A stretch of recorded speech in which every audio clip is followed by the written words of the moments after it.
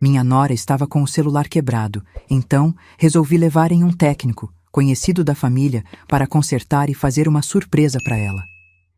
Ele consertou, mas me chamou de canto assustado.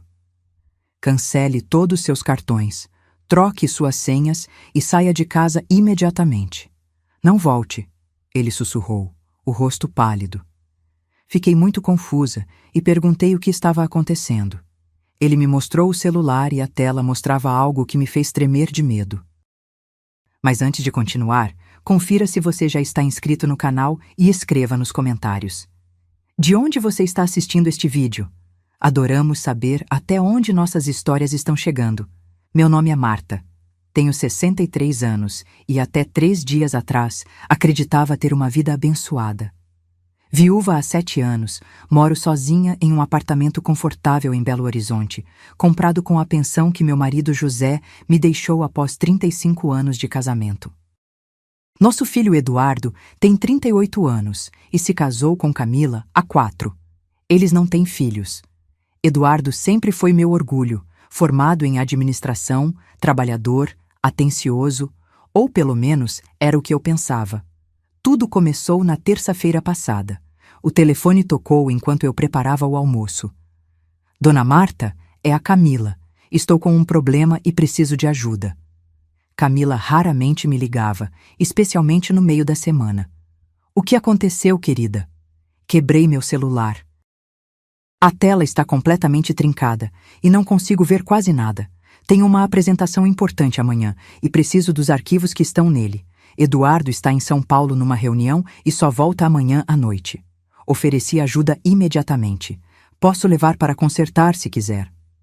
Seria perfeito. Posso passar aí em meia hora para deixá-lo com você? Só preciso das minhas senhas. Estão todas salvas lá. Quando Camila chegou, notei que estava mais arrumada do que o normal para uma terça-feira comum. Cabelos impecáveis, maquiagem perfeita, roupas elegantes. Obrigada, Marta. Não sei o que faria sem você. Ela me entregou o celular com a tela completamente estilhaçada. A senha é 1418, nosso aniversário de casamento. Enquanto anotava a senha, Camila olhava nervosamente para o relógio. Estou tão atrasada, preciso correr para uma reunião. Posso passar aqui à noite para buscá-lo? Depois que ela saiu, liguei para Lucas, filho do meu antigo vizinho que tinha uma assistência técnica no centro da cidade. Ele sempre me dava descontos e fazia um trabalho confiável. 1 hora depois, eu estava em sua loja. Dona Marta, quanto tempo? Lucas sorriu ao me ver. Ele tinha crescido diante dos meus olhos, desde menino correndo pelo prédio até se tornar um jovem empreendedor. O celular é da minha nora, expliquei. Ela precisa dele funcionando hoje mesmo. Sem problemas. Trouxe a senha? Entreguei o papel com a senha e Lucas levou o celular para os fundos da loja. Enquanto esperava, folheava distraidamente uma revista. Passaram-se cerca de 20 minutos quando percebi Lucas na porta que separava a loja da oficina, acenando discretamente para mim. Seu rosto estava pálido. Dona Marta, pode vir aqui um instante? Levantei-me, confusa com sua expressão tensa. Quando entrei na pequena sala dos fundos, ele fechou a porta. O que foi, Lucas? Algum problema com o celular? Ele olhou para os lados como se temesse ser ouvido, mesmo estando apenas nós dois na sala. Dona Marta, me desculpe pela intromissão, mas quando liguei o celular para testar a tela nova, apareceu uma notificação de mensagem. Ele hesitou. Normalmente eu não olharia, mas o nome do seu filho apareceu junto com algumas palavras que me chamaram a atenção. Meu coração acelerou. Que palavras, Lucas? Acidente, seguro, herança, todas na mesma mensagem. Ele me olhou intensamente. Dona Marta, cancele seus cartões, troque suas senhas e saia de casa imediatamente. Não volte. Confusa e assustada, balancei a cabeça. Do que você está falando, Lucas? Ele virou a tela do celular para mim. Era uma conversa entre Eduardo e Camila. A mensagem mais recente, enviada naquela manhã, dizia: consegui as senhas dela. Vou ao banco hoje mesmo. O acidente precisa acontecer logo, antes que ela perceba o dinheiro sumindo. Quanto maior o valor do seguro que transferirmos para nós, melhor será nossa vida depois. A casa e a herança serão só o começo. Senti meu sangue gelar. Minhas mãos tremiam tanto que mal conseguia segurar o telefone enquanto deslizava para ler as mensagens anteriores. Eduardo e Camila estavam planejando minha morte há semanas. Falavam sobre como fazer parecer um acidente doméstico. Idosos caem nas escadas o tempo todo. E como estavam desviando dinheiro das minhas contas aos poucos. É por isso que ela estava tão preocupada com o celular, murmurei, sentindo náuseas. Lucas me ajudou a sentar. Precisamos chamar a polícia. Não. Minha resposta foi instintiva. Eles não vão acreditar. É a minha palavra contra a do meu filho e da esposa dele. Pessoas respeitáveis, bem-sucedidas. Então precisamos de provas, disse Lucas firmemente. Posso fazer uma cópia de todas essas mensagens? Concordei, ainda em choque. Enquanto Lucas trabalhava, minha mente girava tentando processar o impensável. Meu único filho, meu Eduardo, estava planejando me matar por dinheiro. O menino que eu carreguei no colo, que consolei nas febres noturnas, que ajudei com a lição de casa, que apoiei em cada passo da vida. Dona Marta, fiz cópias de tudo. E agora, precisamos pensar em como proteger a senhora. Não posso ir para casa, disse, a realidade finalmente se estabelecendo. Camila vai buscar o celular lá hoje à noite. A senhora pode ficar na minha casa, ofereceu Lucas. Minha esposa e eu temos um quarto de hóspedes. Enquanto isso, precisamos verificar suas contas bancárias, ver quanto dinheiro eles já pegaram. Aceitei sua oferta, grata por não estar sozinha naquele momento terrível. Antes de sairmos da loja, decidimos que o celular precisava voltar a Camila sem levantar suspeitas. Vou restaurar as configurações de fábrica e reinstalar tudo, como se fosse um conserto normal, explicou Lucas. Ela nunca saberá que vimos as mensagens. Enquanto ele terminava o serviço, usei meu próprio celular para ligar para o banco. O atendente confirmou meu maior temor.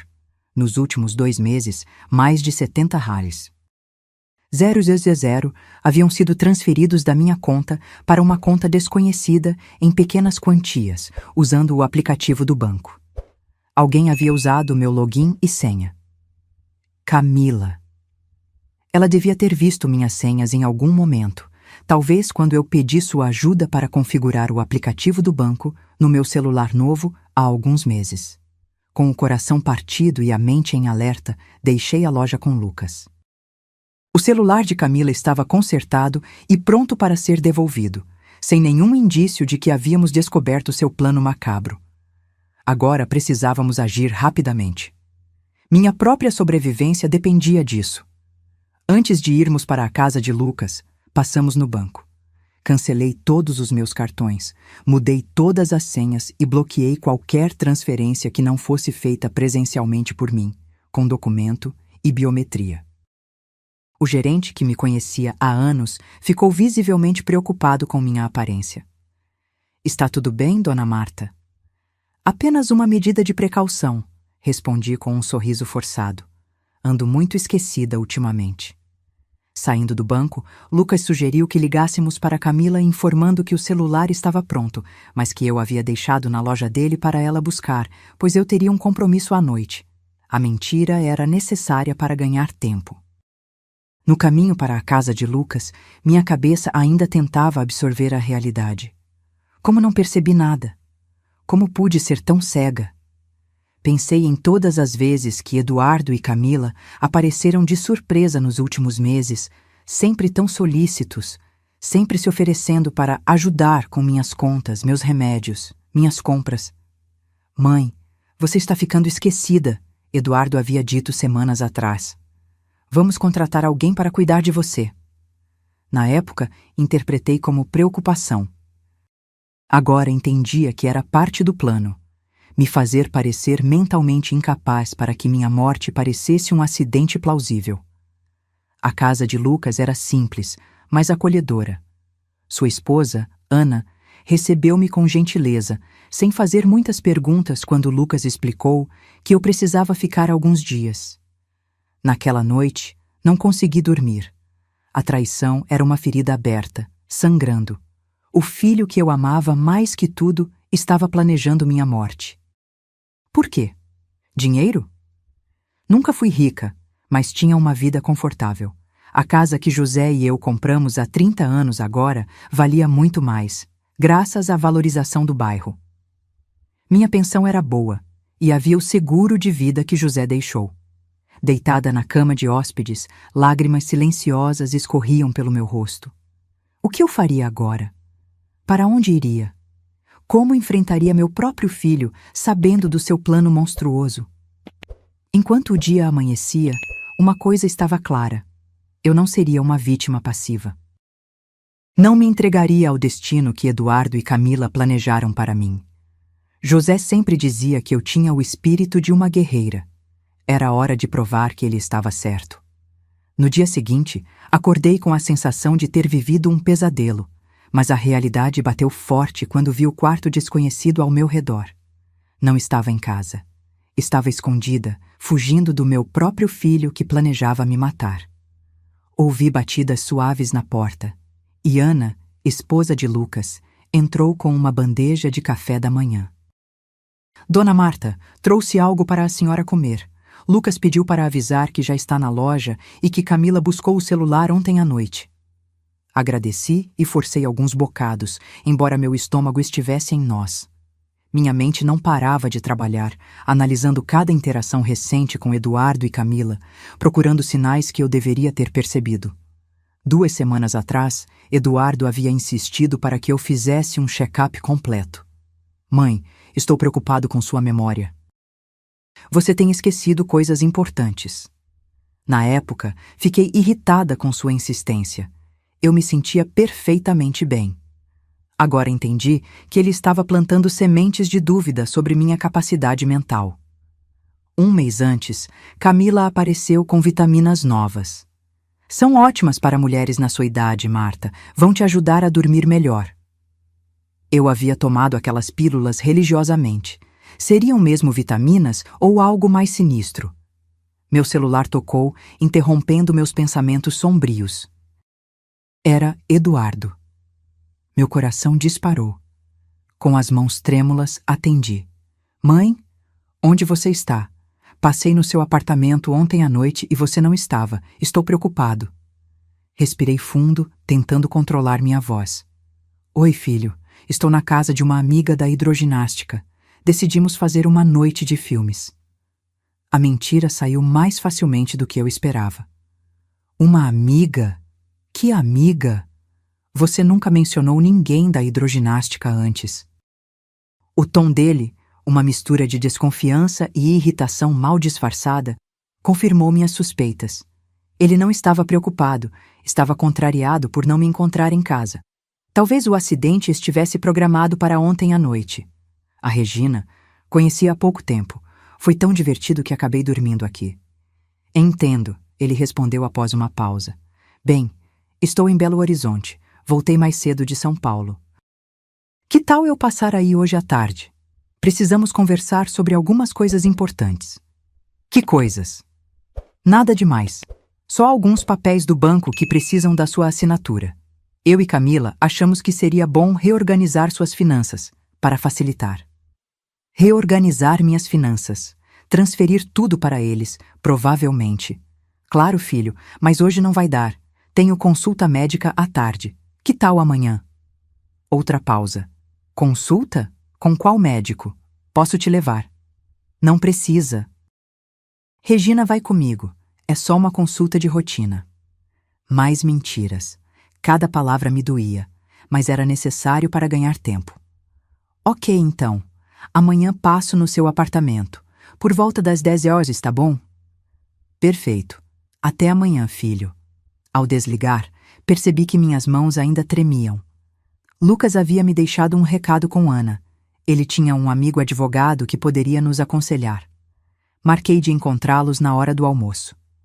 O escritório do Dr. Paulo ficava em um prédio discreto no centro.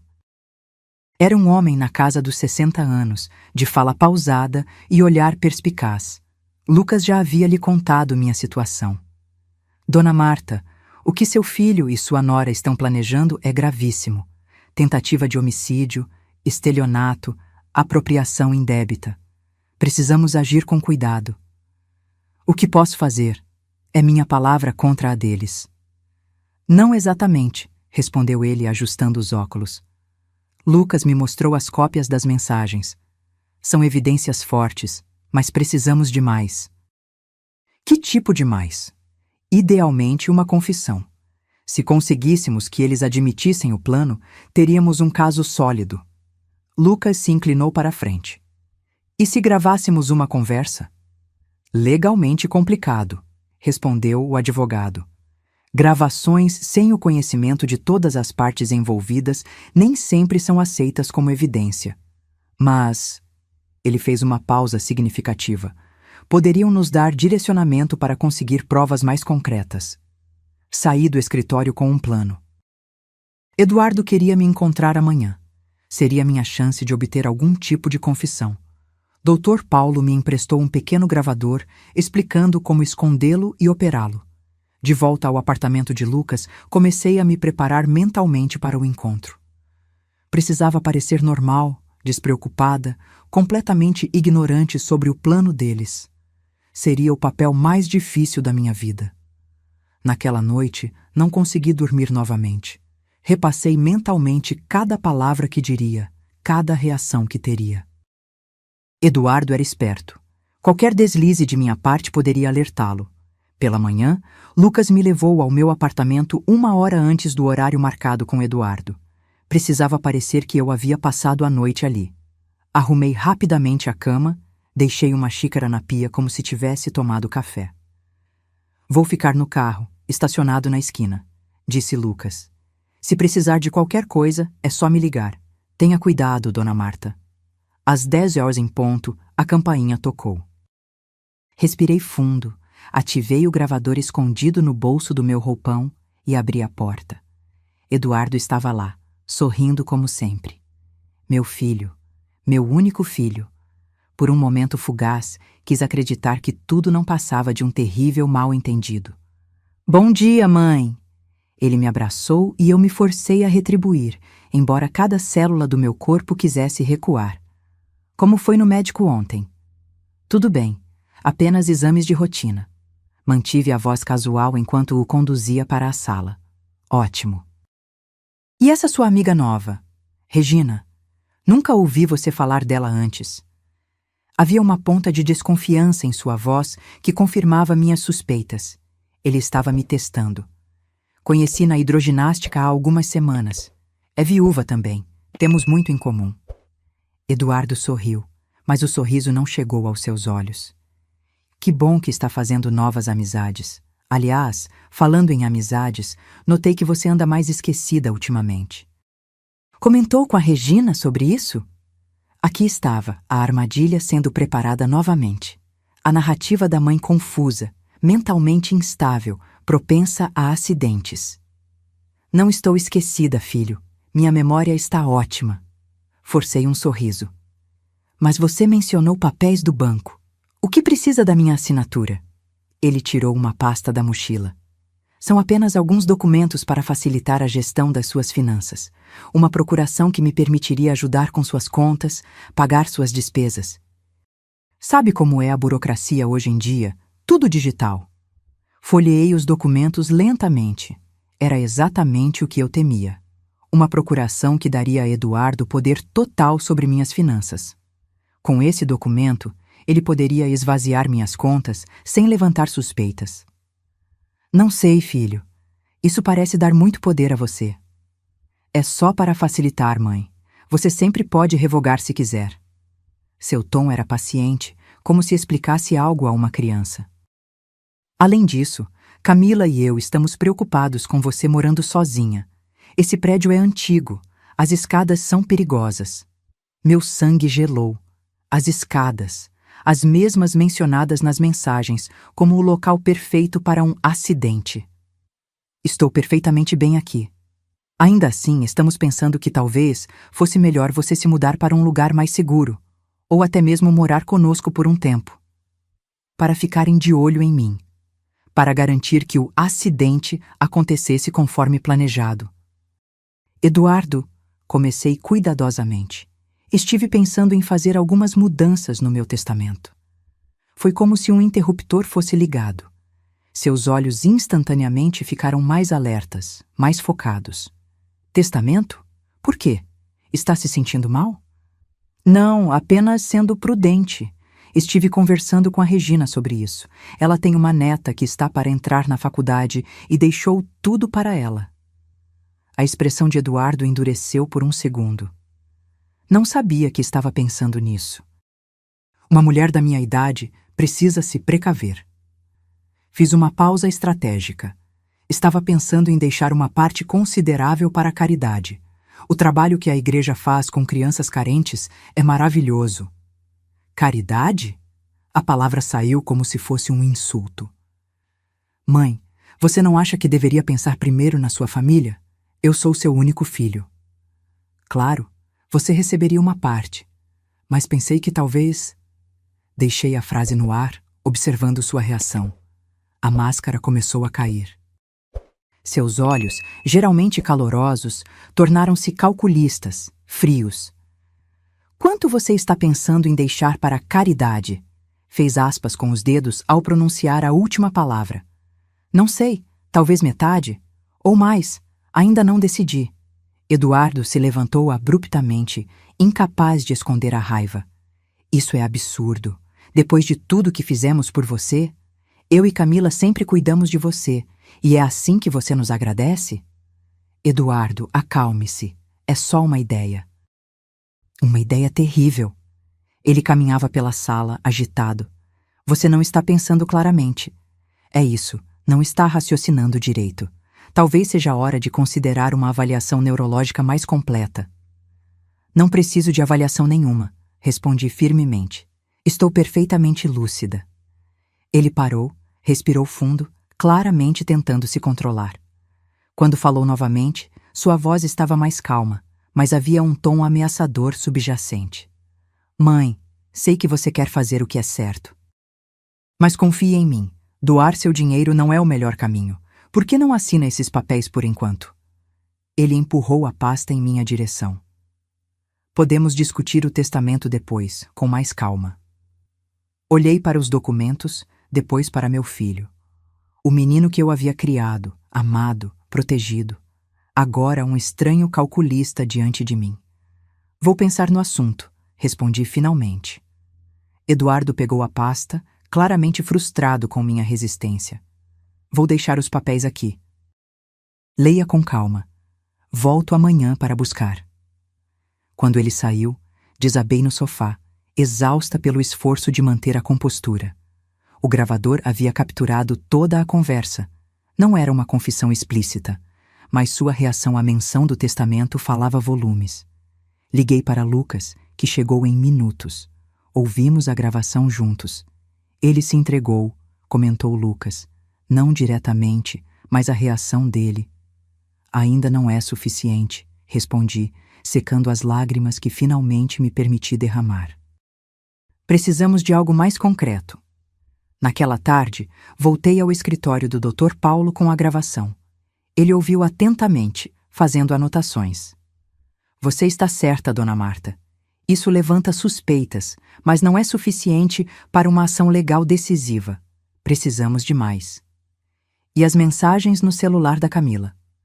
São mais incriminadoras, mas poderiam alegar que foram obtidas ilegalmente. Ele pensou por um momento. O ideal seria pegar os dois juntos, discutindo o plano. Se conseguíssemos uma gravação clara deles falando sobre o acidente planejado, teríamos um caso muito mais forte. Como faríamos isso? Dr. Paulo explicou seu plano. Era arriscado, mas poderia funcionar. Eu ligaria para Eduardo, dizendo que havia mudado de ideia e assinaria os documentos. Convidaria ele e Camila para jantar no meu apartamento amanhã à noite. O apartamento seria equipado com dispositivos de gravação instalados discretamente por um investigador particular que o advogado conhecia. É perigoso, argumentou Lucas. E se eles tentarem algo durante o jantar? O investigador estará em um carro na frente do prédio, monitorando tudo em tempo real, garantiu o Dr. Paulo. Ao primeiro sinal de perigo, ele intervirá. Além disso, você e Ana poderiam estar no apartamento vizinho, o da Dona Gertrudes. Não está vazio desde que ela foi para o asilo? Lucas confirmou. O plano estava formado. Eu serviria de isca para meu próprio filho. A ideia era aterrorizante, mas necessária. Precisava expor a verdade, não apenas para minha segurança, mas para entender como e por que meu filho havia se transformado em um monstro disposto a matar a própria mãe. De volta ao apartamento de Lucas, liguei para Eduardo. Filho, pensei melhor e vou assinar aqueles papéis. Na verdade, adoraria se você e Camila viessem jantar aqui amanhã à noite. Faria aquela lasanha que você tanto gosta. Sério? A surpresa na voz dele era palpável. O que fez você mudar de ideia? Conversei com Regina. Ela me fez ver que estou ficando velha e talvez seja melhor ter alguém cuidando das minhas finanças. Essa Regina parece sensata, comentou ele, a satisfação evidente em sua voz. Claro que vamos. Que horas? Por volta das 7? E traga Camila. Faz tempo que não a vejo. Ao desligar, senti um calafrio. Estava convidando para minha casa as 2 pessoas que planejavam me matar. O jogo havia virado, e agora eu era a caçadora, não mais a presa.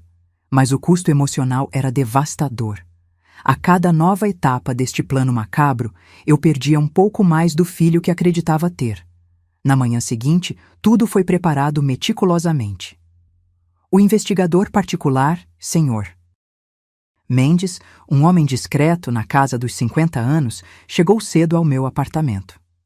Com habilidade profissional, instalou pequenas câmeras e microfones em locais estratégicos, sala de estar, cozinha, corredor principal. Estes dispositivos são praticamente invisíveis, explicou ele, mostrando como um microfone do tamanho de um botão ficava oculto atrás de um porta-retratos. Tudo será transmitido em tempo real para meu equipamento no carro e também gravado como evidência. Lucas e Ana chegaram logo depois. O apartamento ao lado, que pertencia à Dona Gertrudes, internada em um asilo havia 3 meses, seria nossa base de operações. Lucas havia conseguido a chave com o síndico, alegando que faria uma vistoria elétrica. Estaremos literalmente ao lado, ouvindo tudo, garantiu Lucas. Ao menor sinal de perigo, entramos. Passei a tarde cozinhando, tentando manter as mãos ocupadas para não pensar demais. A lasanha, que Eduardo amava desde criança, seria servida com salada e pão. Preparei tudo como se fosse um jantar normal, como se meu mundo não tivesse desmoronado, como se não estivesse prestes a confrontar a traição mais profunda que poderia imaginar. Às 6h30, tudo estava pronto. O Sr. Mendes testou os equipamentos uma última vez antes de sair para seu posto no carro. Lucas e Ana se posicionaram no apartamento ao lado, com um rádio que permitiria comunicação com o investigador. Fiquei sozinha, esperando. Às 7 em ponto, a campainha tocou. Respirei fundo, ajustei meu sorriso e abri a porta. Eduardo e Camila estavam lá, sorridentes. Ele trazia uma garrafa de vinho tinto, ela uma pequena caixa de chocolates, presentes para sua vítima. Mãe! Eduardo me abraçou calorosamente. Que saudade! Forcei-me a retribuir o abraço, sentindo-me fisicamente doente com a falsidade da situação. O filho que eu amava mais do que tudo planejava me matar, e eu estava fingindo que tudo estava normal. Trouxemos vinho para acompanhar o jantar, disse Camila, me entregando a garrafa com um sorriso ensaiado. Notei que ela evitava contato visual direto comigo, um hábito que só agora percebi ser consistente. Seria culpa? Ou simplesmente desprezo pela idosa que ela via como um obstáculo aos seus planos? Que gentileza, respondi, conduzindo-os até a sala. Vou abrir agora mesmo. Deixe que eu faço isso, mãe. Eduardo pegou a garrafa rapidamente. Você já deve estar cansada de cozinhar.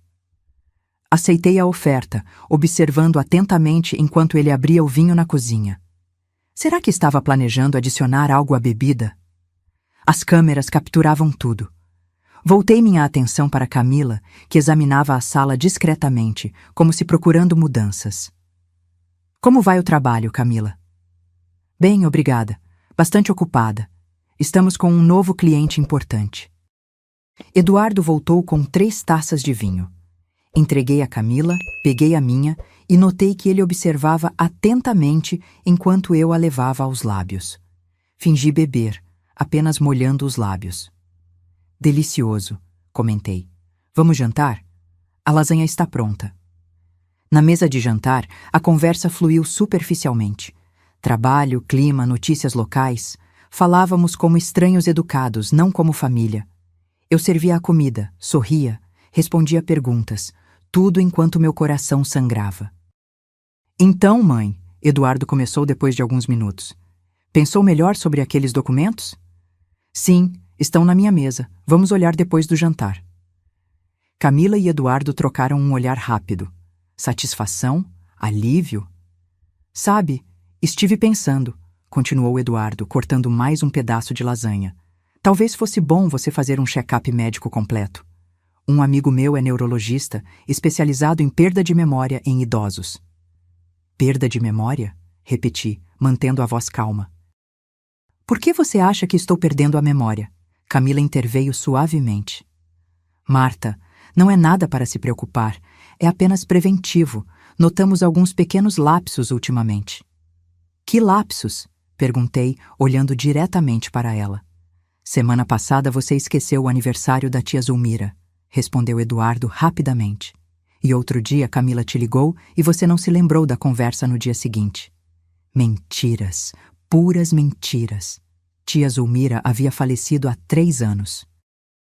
E Camila raramente me ligava, exceto para pedir favores. Interessante, comentei, tomando mais um gole fingido de vinho. Não me lembro desses episódios. Viu? Eduardo olhou para Camila significativamente. Isso prova meu ponto. Decidi que era hora de mudar um pouco a estratégia. Precisava fazê-los falar mais abertamente. Falando em memória, comecei, estive pensando no seguro de vida que seu pai deixou. Vocês sabem quanto é o valor atual? A atenção deles imediatamente ficou mais focada. Eduardo pousou o garfo lentamente. Por que está pensando nisso, mãe? Curiosidade. Estive organizando alguns papéis e encontrei a apólice, mas não consigo entender todos aqueles termos técnicos. Se quiser, posso dar uma olhada, ofereceu Eduardo com falsa casualidade. Sou bom com esses documentos. Na verdade, continuei, estava pensando em mudar o beneficiário. O silêncio caiu sobre a mesa como uma pedra pesada. Vi o rosto de Eduardo endurecer enquanto ele tentava controlar sua expressão. Mudar o beneficiário? Repetiu ele, quase sussurrando. Para quem? Para uma instituição de caridade, talvez?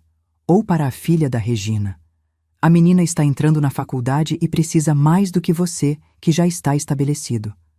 Camila soltou um risinho nervoso. Marta, isso não faz sentido.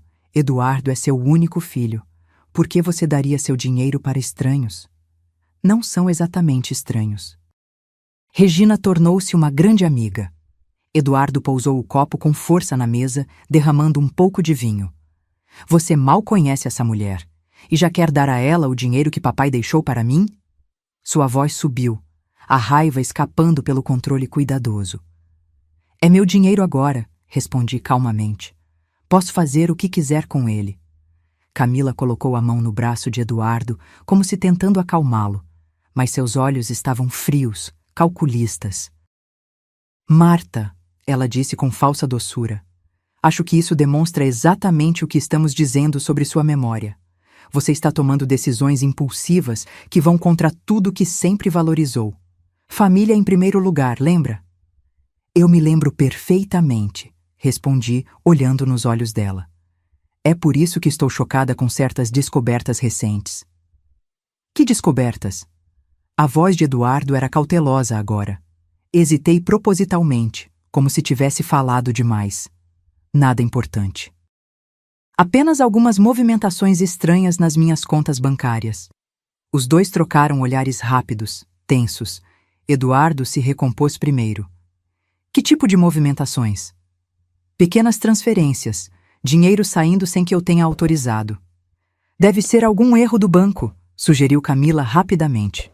Ou talvez você tenha autorizado e esquecido, acrescentou Eduardo. Viu? É exatamente sobre isso que estamos falando. Você está ficando confusa. Inclinei-me sobre a mesa, encarando-os. Não estou confusa.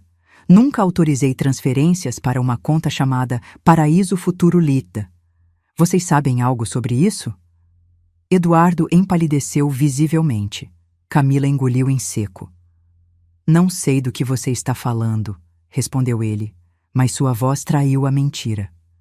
Estranho, continuei, porque o gerente do banco me mostrou que essa empresa foi registrada recentemente. Os donos são Eduardo e Camila Silva. O silêncio que se seguiu foi ensurdecedor. Por um momento, pensei que eles poderiam confessar, recuar, talvez até pedir perdão. Mas então, vi algo mudar nos olhos de Eduardo. A máscara de filho dedicado caiu completamente, revelando algo frio e perigoso que nunca havia visto antes. Mãe, sua voz era calma agora, controlada. Acho que você realmente não está bem. Está imaginando coisas, ficando paranoica. Não estou paranoica, tenho provas. Eduardo se levantou, caminhando lentamente ao redor da mesa até parar atrás da minha cadeira. Senti um arrepio de medo real pela primeira vez naquela noite. Que provas? Perguntou ele, colocando as mãos pesadamente nos meus ombros. Respirei fundo, lutando contra o impulso de me afastar. O celular de Camila. Vi Camila congelar, a taça de vinho a meio caminho da boca. O que tem o celular dela? A voz de Eduardo era perigosamente suave. Quando levei para consertar, o técnico viu mensagens entre vocês dois. Mensagens sobre um acidente planejado para mim. Sobre como dividir meu seguro e vender minha casa depois. O aperto nos meus ombros aumentou, quase doloroso agora. Que técnico? Perguntou Camila, recuperando a voz. O que exatamente ele viu? Ele viu tudo. As mensagens sobre como me fazer parecer mentalmente incapaz. Como aproveitar minha queda acidental na escada. Como dividir o dinheiro do seguro. Eduardo soltou meus ombros abruptamente e voltou para seu lugar. Seu rosto estava diferente agora, calculista, avaliando opções. Isso é ridículo, disse ele finalmente. Completamente absurdo. Você acha que planejamos te matar? Sua própria família? Tenho cópias das mensagens. Menti, observando suas reações. E já mostrei para outras pessoas, por segurança. Camila olhou para Eduardo, em pânico. Ele manteve a calma, embora pudesse ver sua mente trabalhando rapidamente. Essas mensagens são falsas, declarou ele. Alguém está tentando nos prejudicar. Provavelmente essa tal de Regina, que apareceu do nada e agora quer seu dinheiro. Ou talvez, continuou Camila, seguindo a deixa, esse técnico tenha inventado tudo, querendo extorquir dinheiro. Olhei de um para outro, maravilhada com a rapidez com que construíam mentiras. Quantas outras vezes haviam feito isso? Quanto da nossa relação tinha sido falsa? Vocês realmente acham que sou tão estúpida? Perguntei baixinho. Que não reconheceria a verdade quando ela está bem na minha frente. Mãe, Eduardo abandonou a negação e mudou para um tom conciliador.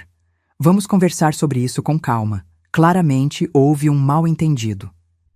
Que tipo de mal-entendido explicaria a mensagem sobre como me matar? Eduardo suspirou dramaticamente. Ok, vou ser honesto. Sim, Camila e eu conversamos sobre você. Sobre como você está ficando mais frágil, mais confusa. Sobre como poderíamos te ajudar se algo acontecesse. Um acidente, uma doença. Estávamos nos preparando para cuidar de você, não para te machucar. A mentira era quase admirável em sua audácia.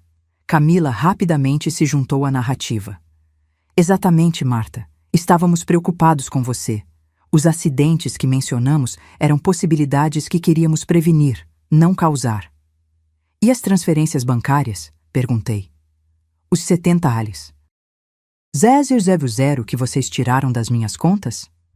Um empréstimo temporário, Eduardo respondeu prontamente. Para um investimento, íamos devolver com juros. Por que você acha que eu estava tão interessado em organizar suas finanças? Para ter certeza que tudo estaria em ordem. Camila se levantou, movendo-se para meu lado com falsa preocupação. Marta, querida, acho que você precisa descansar. Está muito agitada. Ela tocou minha testa. E parece um pouco febril também. Afastei sua mão. Não toque em mim. Eduardo também se levantou, a expressão alternando entre preocupação fingida e frustração real. Mãe, você precisa confiar na gente. Somos sua família. Por que faríamos algo para te machucar? Pelo dinheiro, respondi simplesmente.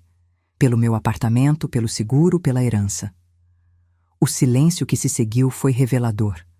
Por um momento, vi a verdade nua nos olhos deles.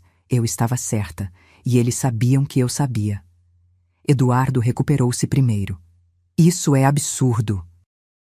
Você realmente acha que eu, seu único filho, seria capaz de te matar por dinheiro? Antes que pudesse responder, Camila interferiu, sua voz subitamente mais urgente. Eduardo, ela não está raciocinando direito. Olhe para ela, tremendo, acusando a própria família. Isso é algum tipo de paranoia. Precisamos chamar um médico. Ela já estava pegando o celular, mas Eduardo a deteve com um gesto. Espere. Ele me olhou intensamente. Mãe, você realmente acredita nisso? Que planejamos? Te matar? Sei disso, respondi com firmeza, e tenho provas suficientes para ir à polícia. Algo mudou nos olhos dele. A última pretensão de preocupação desapareceu, substituída por algo frio e calculista. E por que não foi à polícia ainda? Perguntou ele suavemente. Porque queria ouvir de vocês, respondi. Queria entender como meu filho, que criei com tanto amor, poderia se transformar em alguém capaz disso. Eduardo riu, um som desprovido de qualquer humor. Amor? É sobre isso que você pensa que foi nossa relação? Sua voz estava cheia de amargura. Você sempre foi controladora, manipuladora. Faça isso, Eduardo. Estude aquilo, Eduardo. Não é bom o suficiente, Eduardo. Nada nunca era suficiente. Suas palavras me atingiram como golpes físicos. Era assim que ele me via? Como uma mãe controladora e nunca satisfeita. Eu só queria o melhor para você, murmurei. O melhor para mim? Ele zombou. Você queria o que era melhor para a sua visão do filho perfeito. Sabe por que me casei com Camila? Porque ela foi a primeira pessoa que me viu como eu realmente sou, não como alguém que precisava atender às suas expectativas. Camila sorriu, mas não havia calor no gesto, apenas satisfação predatória. É verdade, ela disse. Desde o início, vi o potencial em Eduardo e o ressentimento. Foi tão fácil direcioná-lo. Olhei para ela, chocada com a admissão aberta. Eduardo pareceu momentaneamente surpreso também, como se ela tivesse ido longe demais. O que você quer dizer? Perguntei. Camila deu de ombros. Estou cansada de fingir. Você descobriu mesmo, então que diferença faz? Sim, planejamos tudo. Os acidentes, o dinheiro, tudo. Eduardo tinha o motivo, eu tinha o plano. Camila, Eduardo advertiu, mas ela o ignorou. Sabe qual foi o erro, Marta? Quebrar acidentalmente meu celular. Se não fosse por isso, você já estaria morta e nós estaríamos contando o dinheiro em alguma praia distante. Eduardo agarrou o braço de Camila. Chega! Ela está gravando isso, não percebe? Camila piscou, surpresa. O quê? Ele começou a examinar a sala freneticamente, procurando dispositivos de escuta. É uma armadilha, disse ele. Ela está tentando nos fazer confessar. De repente, a situação ficou muito mais perigosa. Eduardo avançou em minha direção, o rosto contorcido de raiva. Onde estão as câmeras, os microfones? Quem mais está ouvindo? Recuei, mas ele me agarrou pelo braço com força suficiente para deixar marcas. Responda! Nesse momento, a porta do apartamento foi aberta com violência. Lucas e o Sr. Mendes entraram correndo, seguidos por 2 policiais uniformizados. Polícia! Afaste-se dela! Gritou um dos oficiais. Eduardo me soltou imediatamente, erguendo as mãos. Camila permaneceu paralisada, o choque evidente em seu rosto. O que é isso? Eduardo tentou soar indignado. Estamos apenas jantando com minha mãe. O que está acontecendo? O Sr. Mendes se adiantou, mostrando um distintivo.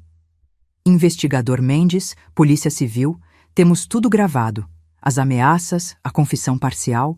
Vocês 2 estão presos por tentativa de homicídio, fraude financeira e conspiração. Enquanto os policiais algemavam Eduardo e Camila, senti meu corpo enfraquecendo. Décadas de amor maternal, de sonhos e esperanças para meu filho, desmoronavam diante dos meus olhos. Lucas me amparou quando minhas pernas cederam. Acabou, Dona Marta, ele sussurrou. A senhora está segura agora. Eduardo me olhou uma última vez antes de ser levado. Não havia remorso em seus olhos, apenas raiva fria por ter sido pego. Isso não acabou, ele murmurou ao passar por mim. E mesmo cercada por pessoas que me protegiam, senti um calafrio percorrer minha espinha. Porque no fundo, sabia que era verdade. O pesadelo da traição estava apenas começando. Os dias que se seguiram à prisão de Eduardo e Camila passaram como um pesadelo em câmera lenta. O apartamento que por tantos anos havia sido meu refúgio tornou-se um lugar estranho, contaminado pelas lembranças daquela última noite. Cada canto parecia sussurrar traição. Lucas e Ana insistiram que eu ficasse com eles novamente. Pelo menos até tudo se acalmar, argumentaram. Aceitei, grata pela companhia e pelo apoio genuíno que me ofereciam. A investigação avançou rapidamente. O Dr. Paulo manteve-me informada sobre cada desenvolvimento. As provas eram esmagadoras, as gravações daquela noite, os registros das transferências bancárias, as mensagens recuperadas do celular de Camila e agora, mais perturbador ainda, evidências de que eu estava sendo lentamente envenenada. Encontraram traços de arsênico no seu cabelo, explicou o doutor. Paulo durante uma de nossas reuniões. Em níveis baixos, consistentes com envenenamento gradual. Provavelmente colocado na sua comida ou bebida durante meses. Lembrei-me das vitaminas especiais que Camila havia me dado. Das vezes em que Eduardo insistia em preparar meu chá quando me visitava. Das dores de cabeça persistentes, da fadiga inexplicável, dos lapsos ocasionais de memória que eu havia atribuído à idade. Eles estavam me matando lentamente, murmurei, a realidade ainda difícil de aceitar completamente. Meu próprio filho. O envenenamento gradual serviria para 2 propósitos, continuou o advogado. Enfraquecê-la fisicamente e criar um histórico de confusão mental que tornaria um eventual acidente menos suspeito. Passou-se uma semana antes que eu reunisse coragem para visitar Eduardo na prisão. Camila estava detida em outra instituição. Eles haviam sido separados propositalmente para evitar que coordenassem suas defesas. A sala de visitas era fria e impessoal. Guardas atentos observavam cada interação. Eduardo entrou usando um uniforme laranja, algemas nos pulsos. Parecia mais magro, mais velho, os olhos marcados pelo cansaço ou remorso. Eu não sabia dizer qual. Por quê? Foi a única palavra que consegui pronunciar quando nos sentamos frente a frente. Eduardo me estudou por um longo momento antes de responder. O dinheiro, claro, parece óbvio agora. Não, não é óbvio. Você sempre teve tudo. Nunca lhe neguei nada. Um sorriso amargo cruzou seu rosto. Tudo dentro do que você considerava razoável.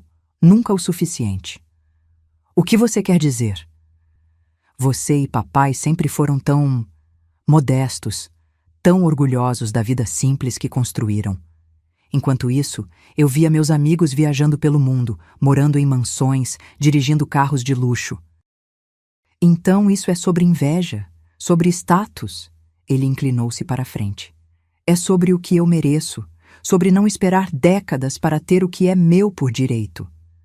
Por direito? Repeti incrédula.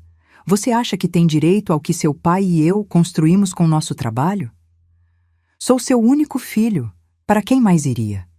Sua lógica era tão distorcida quanto perturbadora. E isso justifica me matar? Eduardo recostou-se na cadeira, aparentemente relaxado apesar da situação. Foi ideia da Camila, inicialmente. Ela tem experiência nesse tipo de arranjo. O que quer dizer com experiência? Um lampejo de algo, talvez satisfação maliciosa, passou por seus olhos. Você não sabe? Camila não é quem você pensa que é. Seu nome verdadeiro nem é Camila Silva, é Renata Cardoso. O nome não significava nada para mim.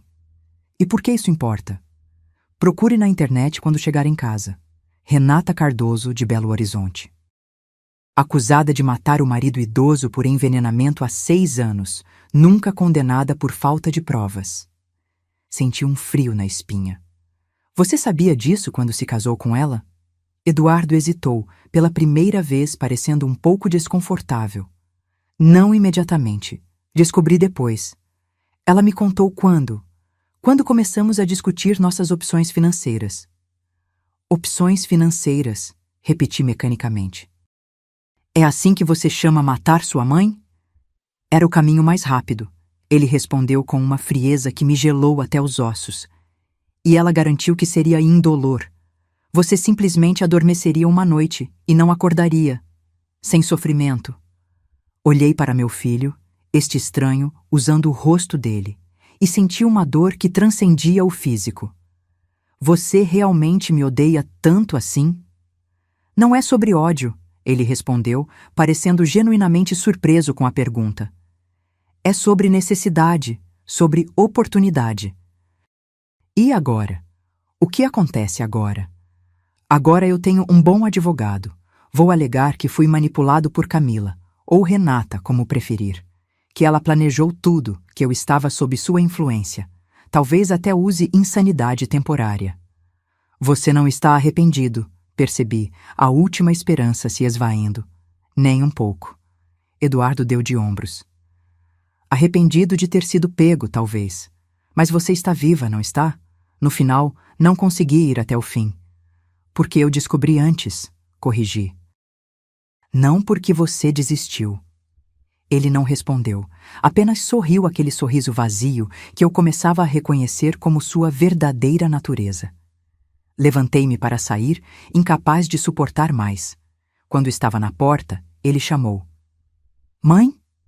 Virei-me, talvez esperando um lampejo de arrependimento, um vislumbre do filho que eu pensava conhecer. Não volte, ele disse simplesmente. Não há nada para nós dois aqui. Saí da prisão entorpecida, caminhando mecanicamente até o carro onde Lucas me esperava. Dona Marta, como foi? Não consegui responder imediatamente. Como explicar que acabara de conversar com um estranho? Que a pessoa sentada naquela sala não era meu filho, mas uma versão distorcida dele que eu nunca conheci realmente? Preciso pesquisar algo. Foi o que consegui dizer finalmente. De volta ao apartamento de Lucas, fui direto para o computador. Digitei Renata Cardoso Belo Horizonte envenenamento e dezenas de resultados apareceram. Matérias de jornais locais de 6 anos atrás contavam a história. Renata Cardoso, então com 25 anos, fora acusada de envenenar o marido de 67 anos, apenas 8 meses após o casamento. As fotos mostravam uma mulher diferente, cabelos mais escuros, sem as mechas loiras e o corte moderno que Camila ostentava. Mas os olhos eram inconfundíveis. Frios, calculistas, mesmo quando tentava parecer angustiada nas fotos do tribunal. Segundo as matérias, Renata havia conhecido Augusto Cardoso, um empresário aposentado e viúvo, durante um evento beneficente. O namoro foi rápido, o casamento mais ainda. Quando Augusto morreu de causas naturais, ela herdou tudo. casa, investimentos, empresas. A família dele suspeitou e pediu investigação, que encontrou traços de arsênico no corpo exumado. Mas o caso nunca foi a julgamento. Testemunhas desapareceram, evidências foram questionadas e, eventualmente, o caso foi arquivado por falta de provas conclusivas. E agora, essa mesma mulher, com novo nome e aparência, havia se casado com meu filho e o convencido a matar a própria mãe. Meu Deus, sussurrei, encarando a tela. O que foi, Dona Marta? Lucas se aproximou preocupado. Mostrei-lhe as matérias, explicando o que Eduardo havia revelado. Lucas leu tudo com expressão horrorizada. Precisamos informar a polícia imediatamente. Nas semanas seguintes, a investigação tomou um novo rumo. A identidade real de Camila foi confirmada, seu passado exposto e novos depoimentos de familiares de Augusto Cardoso foram colhidos. Eduardo, percebendo que sua estratégia de culpar exclusivamente a esposa ganhava força, cooperou plenamente, oferecendo detalhes sobre o plano em troca de redução de pena. Em casa, eu tentava reconstruir algum tipo de normalidade. Voltei para meu apartamento, embora não conseguisse mais dormir no quarto principal. Montei uma cama no escritório, o único cômodo onde Eduardo raramente entrava.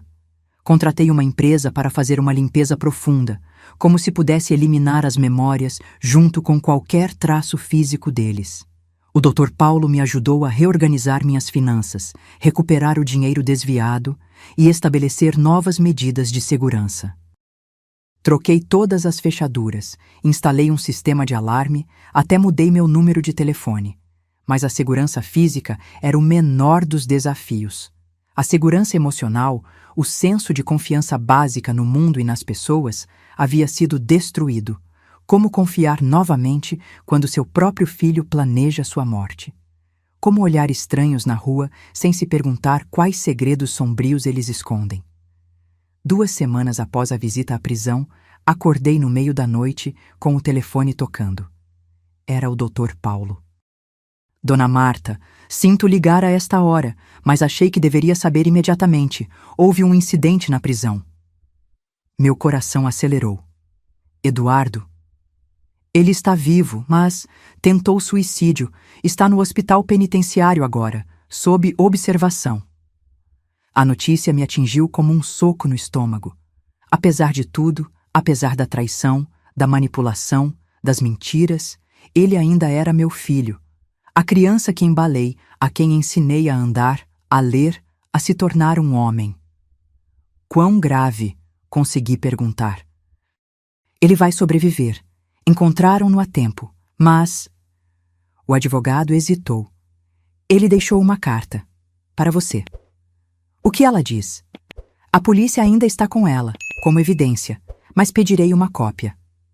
Naquela madrugada, não voltei a dormir. Fiquei na sala, olhando antigas fotos de família.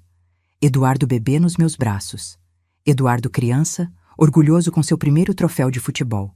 Eduardo adolescente, tão cheio de promessas e possibilidades. Onde estava aquele menino? Havia realmente se transformado no homem frio e calculista da sala de visitas da prisão? Ou aquela escuridão sempre esteve lá, esperando o momento certo para emergir? A carta chegou 2 dias depois, trazida pessoalmente pelo Dr. Paulo. Era curta, escrita com a caligrafia familiar que eu reconheceria em qualquer lugar. Mãe, se está lendo isto, provavelmente falhei até nisso. Não consigo mais suportar. Não a prisão, já estive em lugares piores, mas a verdade. A verdade sobre mim mesmo que só agora consigo ver claramente. Não sei explicar como cheguei aqui, como permiti que a ambição e o ressentimento envenenassem tudo, como deixei que Camila, ou Renata, tanto faz, me convencesse de que você merecia morrer para que eu pudesse ter o que queria. Não há desculpas, nem justificativas. Apenas o reconhecimento de que me tornei um monstro. Você me perguntou por quê. A verdade é que nem eu sei mais. O dinheiro foi só uma desculpa. Talvez eu quisesse provar algo. Talvez estivesse tentando preencher um vazio que nada jamais poderia preencher. Não peço perdão. Não o mereço. Só quero que saiba que, no fim, entendi o que fiz. E não consegui viver com isso. Eduardo li a carta várias vezes, procurando...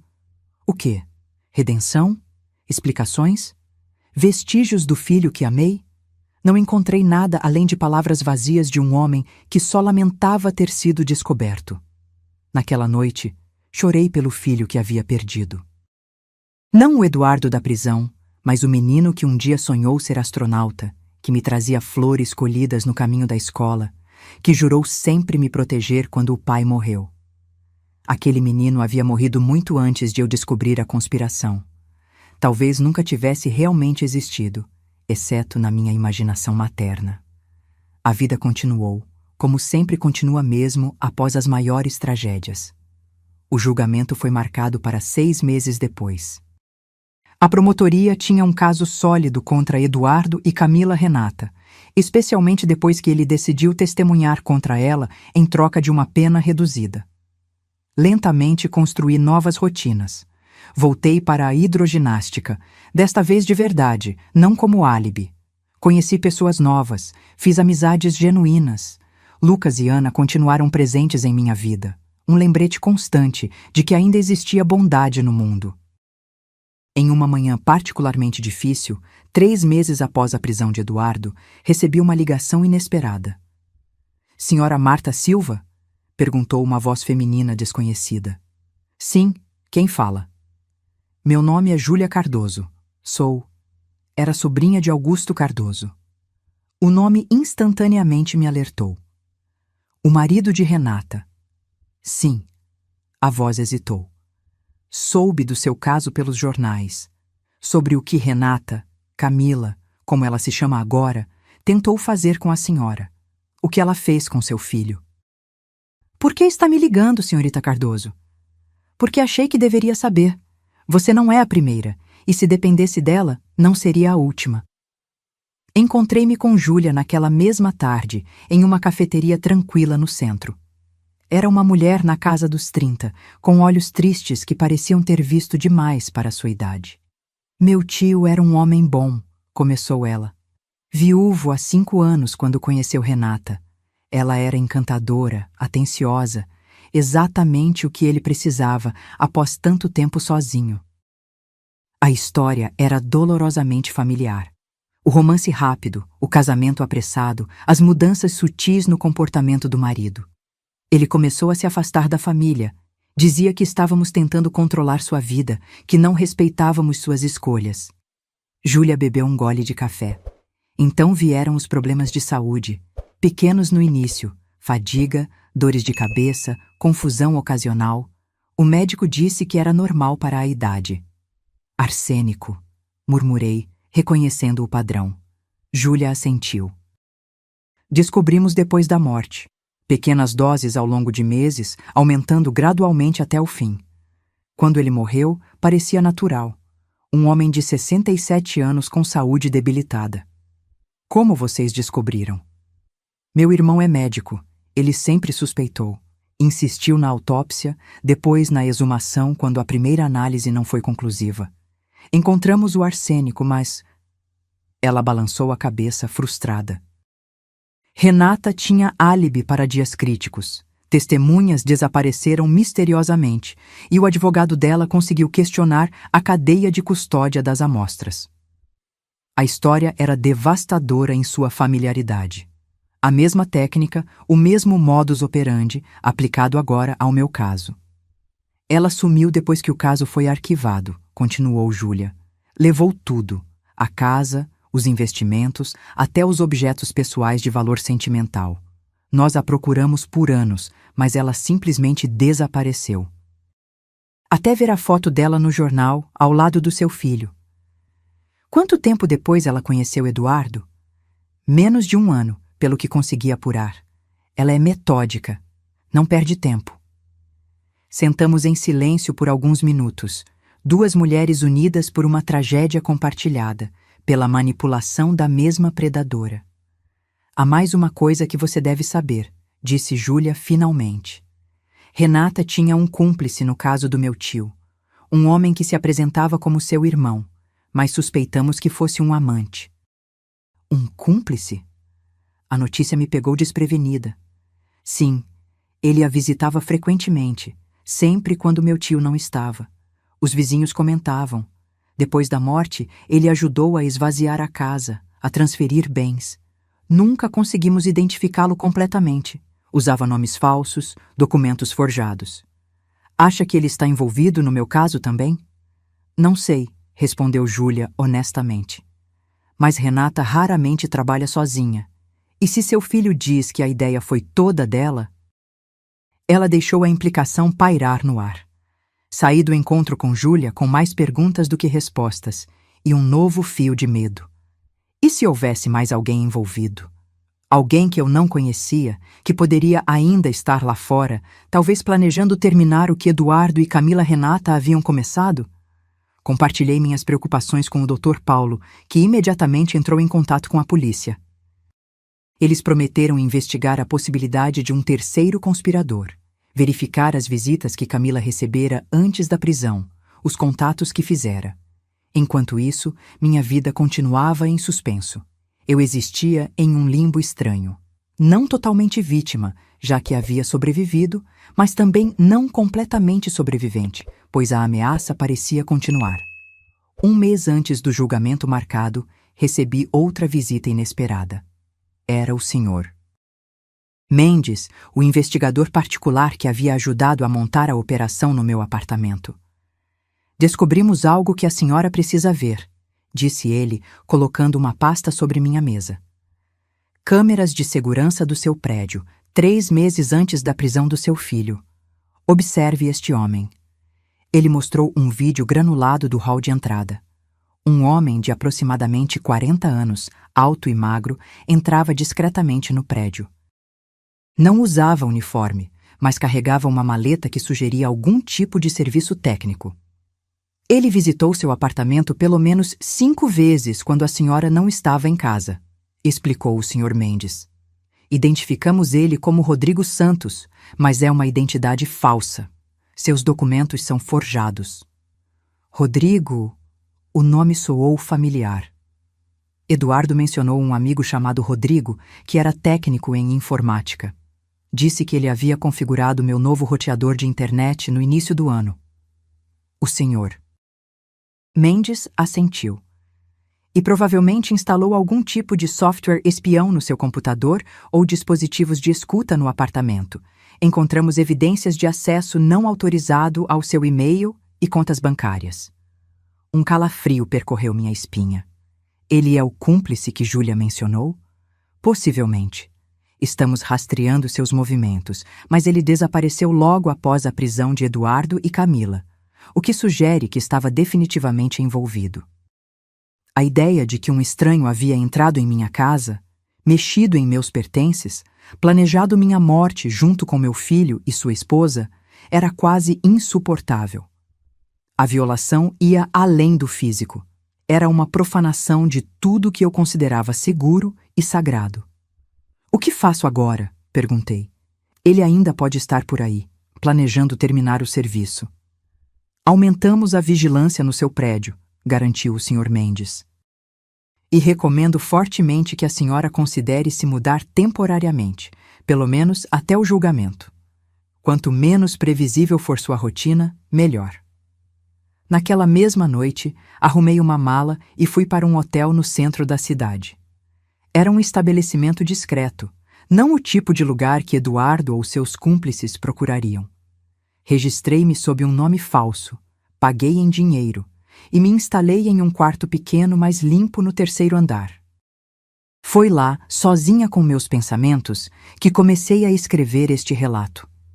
Inicialmente como terapia, uma forma de processar o trauma, de dar sentido ao inexplicável. Depois, como um testemunho, um aviso para outros que possam se encontrar em situação semelhante. 2 semanas antes do julgamento, recebi uma ligação do Dr. Paulo. Sua voz estava tensa, urgente. Dona Marta, a polícia acabou de me informar. Camila, ou melhor, Renata, foi encontrada inconsciente na cela esta manhã. Tentativa de suicídio, aparentemente. Meu Deus, Ela vai sobreviver? Sim, mas... Ele hesitou. Antes de tentar se matar, ela escreveu uma confissão completa. Nomes, datas, detalhes de todos os seus crimes, inclusive o assassinato do primeiro marido. E Eduardo. Mencionado extensivamente. Segundo ela, ele não foi manipulado. Foi um parceiro voluntário desde o início. A ideia de matá-la foi conjunta, planejada ao longo de meses. A notícia não deveria ter me surpreendido, mas ainda assim, doeu. Era a confirmação final de que meu filho, o verdadeiro Eduardo, não alguma versão manipulada dele, havia escolhido conscientemente planejar minha morte. Há mais, continuou o Dr. Paulo. Ela mencionou um terceiro conspirador, Rodrigo Santos, ou Paulo Mendes, ou qualquer que seja seu nome verdadeiro. Aparentemente, ele é seu ex-marido, não oficialmente divorciado. Os dois têm trabalhado juntos há anos, visando vítimas idosas com posses. Onde ele está agora? Desaparecido. A polícia emitiu um alerta, estão verificando aeroportos, rodoviárias, mas ele teve semanas de vantagem. Aquela noite foi a mais longa da minha vida. Sozinha no quarto de hotel, cada ruído no corredor me fazia sobressaltar. Cada sombra parecia esconder ameaças. Verificava constantemente se a porta estava trancada, se as janelas estavam fechadas. Na manhã seguinte, o doutor. Paulo ligou novamente. Boas notícias, dona Marta. Eles encontraram Rodrigo tentando embarcar em um voo para o Paraguai ontem à noite. Está sob custódia agora. O alívio foi imenso, quase físico em sua intensidade. Pela primeira vez em meses, respirei sem o peso constante do medo. O julgamento veio e passou como um borrão febril. Testemunhei, contando minha história em detalhes dolorosos diante de um tribunal lotado. Vi Eduardo sentado ao lado de seu advogado, o rosto impassível. Apenas uma vez nossos olhares se cruzaram. Não vi remorso em seus olhos, apenas uma espécie de resignação vazia. Renata Camila apareceu abatida, mais velha, a máscara de beleza sofisticada substituída pelo peso da realidade. Sua confissão escrita eliminou qualquer necessidade de teatralidade no tribunal. Ela respondeu às perguntas mecanicamente, confirmando cada horrível detalhe. Rodrigo, sentado separadamente com seu próprio advogado, mantinha os olhos baixos, raramente olhando para o tribunal ou para seus ex-cúmplices. Parecia menor de alguma forma, diminuído pela exposição à luz. O veredicto foi rápido e unânime. Culpados de todas as acusações.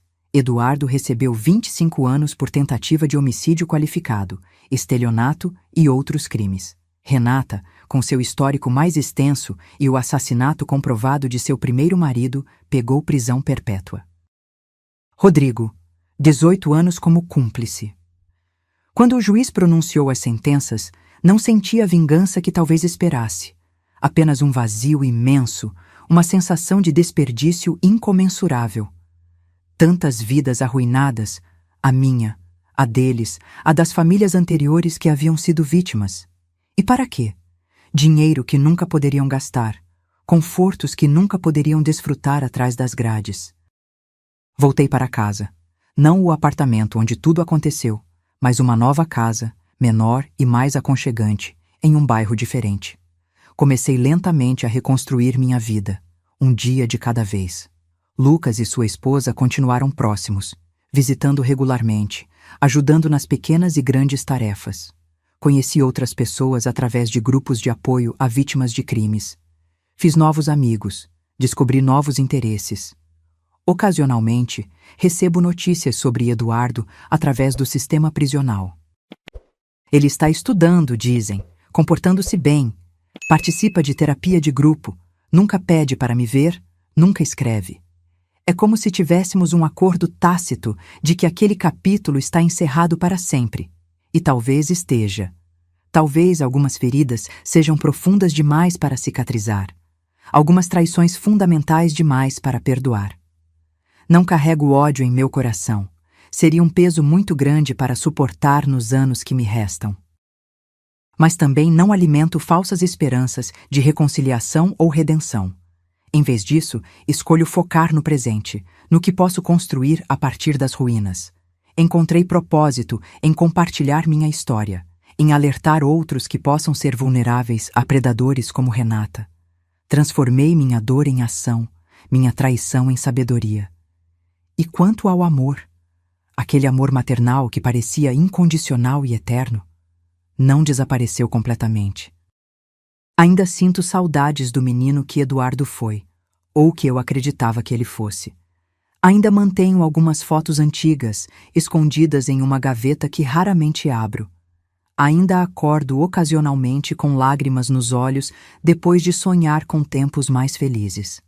Mas aprendi que o amor, mesmo o mais profundo, tem limites. Que confiar cegamente, mesmo em nossos filhos, pode ser perigoso.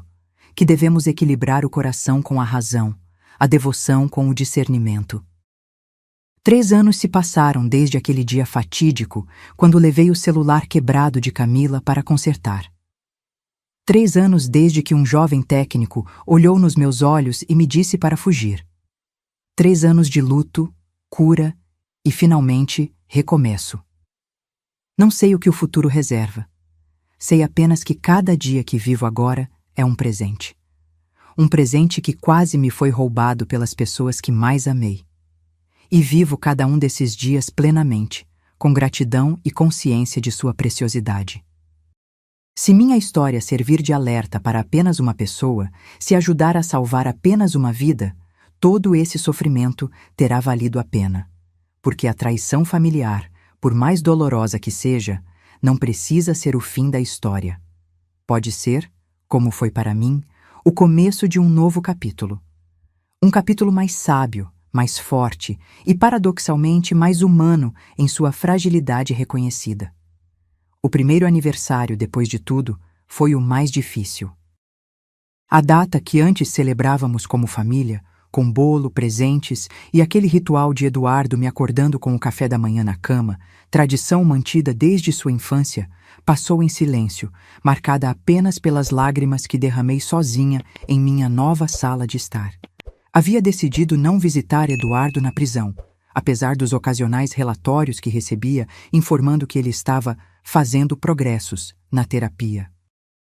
Que tipo de progressos poderia compensar o que ele havia feito?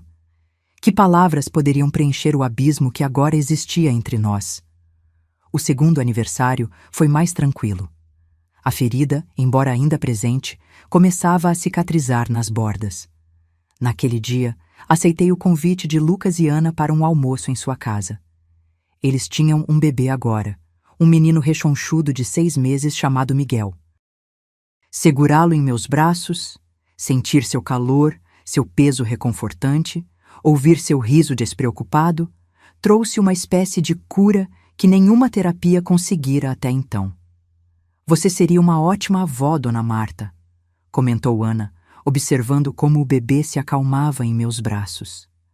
A observação inocente provocou uma pontada de dor. Sim, eu teria sido uma avó dedicada, amorosa. Era um dos futuros que Eduardo e Camila haviam roubado de mim. Foi ao segurar Miguel que tomei uma decisão. Não deixaria que o que aconteceu definisse o resto da minha vida. Não permitiria que a traição de meu filho me transformasse em uma mulher amarga, desconfiada, fechada para novas conexões. Na semana seguinte, me inscrevi como voluntária em um abrigo para crianças abandonadas. 2 vezes por semana, ia ler histórias para os pequenos, ajudava com lições de casa, oferecia o colo que muitos nunca conheceram. Não substituía a família que perdi, mas preenchia um vazio que nem sabia existir. No 3º aniversário, recebi uma carta inesperada. O envelope tinha o carimbo do presídio, mas não era de Eduardo. Era de Camila, ou melhor, Renata. Hesitei longamente antes de abri-la. O que aquela mulher poderia querer comigo depois de tudo? Que tipo de manipulação ou crueldade adicional planejava infligir? Finalmente, com mãos trêmulas, rasguei o envelope. Senhora Marta, sei que não tenho direito de lhe escrever. Sei que minhas palavras não significam nada depois do que fiz.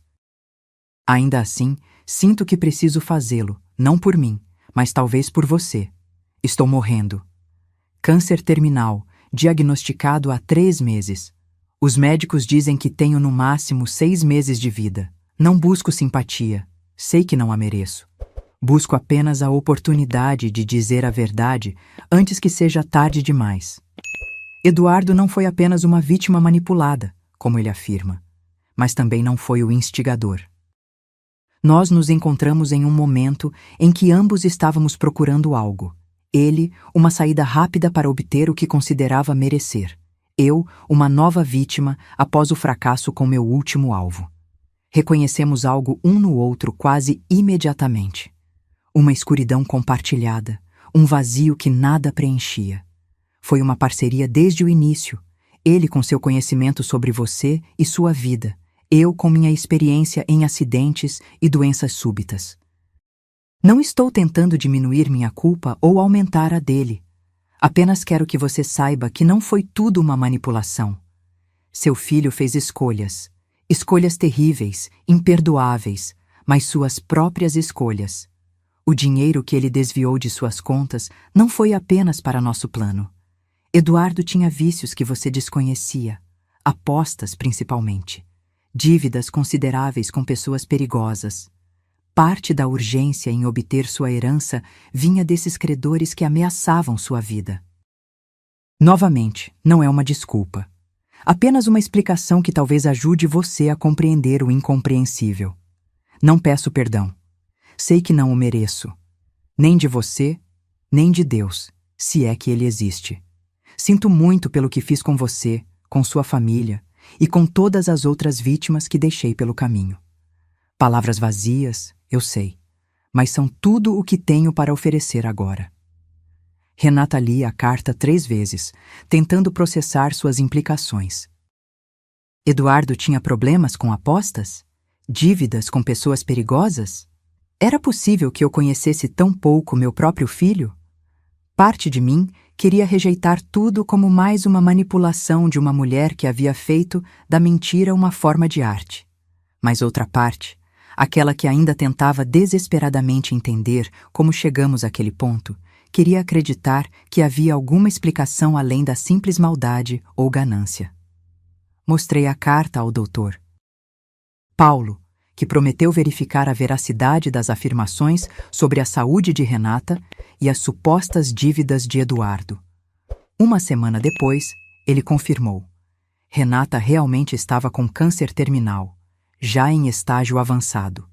E havia evidências substanciais de que Eduardo frequentava cassinos clandestinos e tinha dívidas consideráveis com agiotas antes de sua prisão.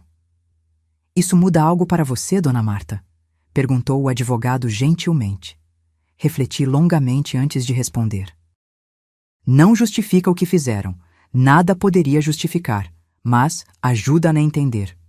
E era verdade. A carta de Renata, por mais perturbadora que fosse, oferecia uma peça do quebra-cabeça que eu vinha tentando montar desde o início. Não era consolo, não era redenção, mas era um tipo de encerramento.